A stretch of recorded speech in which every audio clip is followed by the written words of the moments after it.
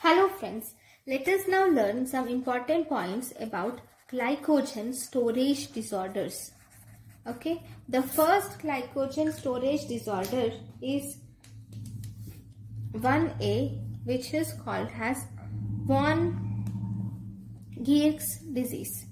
Okay, see, this Vongrierks disease occurs due to the deficiency of the it occurs due to the deficiency of the enzyme glucose 6 phosphatase deficiency. It causes Vongrierks disease or type 1A glycogen storage disorder. It is an autosomal recessive.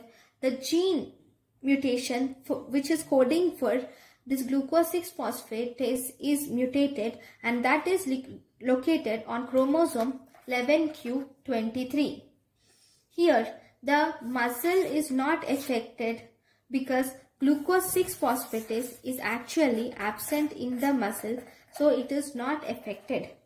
And if you see, the structure of glycogen here is normal.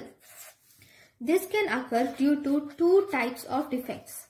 One, it can occur if there is pure deficiency of glucose 6 phosphatase deficiency in the kidney, liver and intestinal mucosa, or it can also occur that this is type 1A. Okay, it can also occur due to type 1B where there is defect, there is translocase defective. If translocase is defective, even then this can occur. See, this translocase will transport the glucose 6 phosphatase across the endoplasmic reticulum with the help of this translocase. If this translocase is absent, then obviously glucose 6 phosphate cannot be converted to glucose, because conversion of glucose 6 phosphate to glucose occurs in endoplasmic reticulum, because the enzyme glucose 6 phosphatase is present in endoplasmic reticulum. So these patients with Vongrierks disease present at almost 3 to 4 months of age with symptoms like doll-like faces. You will see fat cheeks are seen in these patients, but you see thin extremities, and the baby is short in stature with protuberant abdomen, you will see, and on examination you will see massive hepatomegaly, and you will also see that the kidneys are also enlarged in these patients. And if you do plasma, you will see there is milky plasma is seen, and this is due to hypertriglyceridemia. Okay, so in 1B, if you see, along with all these features, you will also see increased bacterial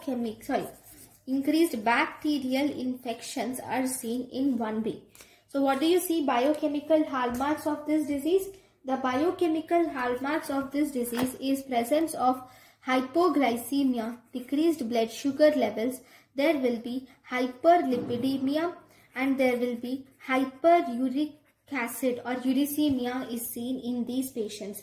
These patients on long term, they can cause complications like polycystic ovarian disease. They can lead to pancreatitis, or they can cause hepatic adenoma, or pulmonary hypertension is seen in these patients.